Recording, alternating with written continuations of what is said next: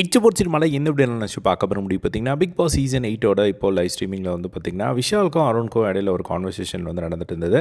அந்த ஒரு கான்வர்சேஷனில் வந்து பார்த்திங்கன்னா, விஷால் வந்து இப்போ ஒரு முடிவு எடுத்துருக்கிறத வந்து பார்க்க முடியுது. என்ன அப்படின்னா வந்து, விஷால் வந்து அருண்கிட்ட வந்து சொல்கிறாப்புல, இந்த மாதிரி நான் பணம் போட்டு எடுத்துகிட்டு போயிடுறேன், நீ நல்லா விளையாடிட்டு வா அப்படின்னு சொல்லும்போது, அவர் வந்துட்டு நான்லாம் எங்கே நீ நீ நீ வந்து இப்படி சொல்லவே கூடாது. ஏன்னா எனக்கெல்லாம் டைட்டில் வின் பண்ணுறதுக்கு வாய்ப்பு கிடையாது. ஆனால் உனக்கு அந்த டைட்டிலில் வந்து வின் பண்ணுறதுக்கு வந்து வாய்ப்பு இருக்குது.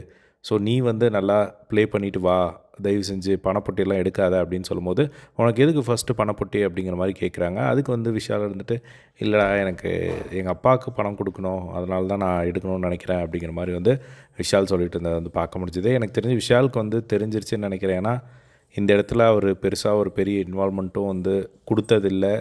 இந்த கேம்லேயும் வந்து பெருசாக ஒரு ஷைன் ஆகலை அப்படிங்கிறது நம்ம பார்த்துருந்தோம்.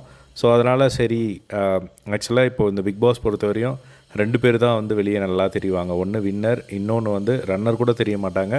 பட் அந்த பணப்பொட்டி யார் எடுத்தாங்க அப்படிங்கிறவங்க வந்து பயங்கரமாக வந்து தெரிவாங்க. அந்த பணப்பொட்டி எடுத்தார் அப்படின்னா வந்து கண்டிப்பாக வந்து ஒரு ஸ்மார்ட் மூவாக தான் இருக்கும்.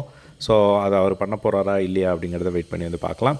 ஸோ இதை பற்றி உங்களோட ஒப்பீனியன் கமெண்ட் பாக்ஸில் ஷேர் பண்ணுங்கள். இதே மாதிரி எல்லாம் பிக் பாஸ் அப்டேட்ஸ் தெரிஞ்சுக்க நம்மளோட சேனலை சப்ஸ்கிரைப் பண்ணி சப்போர்ட் பண்ணுங்கள். தேங்க்ஸ் ஃபார் வாட்சிங். பாய்.